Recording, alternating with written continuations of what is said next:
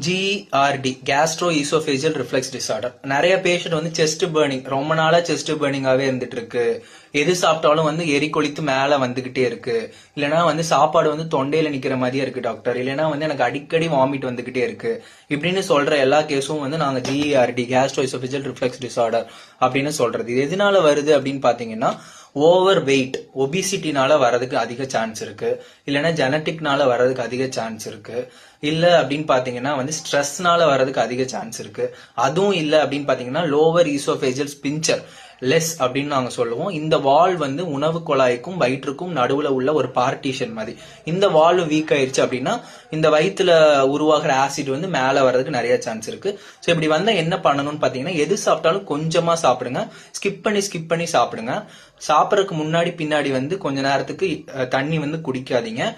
உடனே சாப்பிட்ட உடனே தூங்கக்கூடாது. கொஞ்ச நேரம் கழிச்சு தூங்க. வீடியோ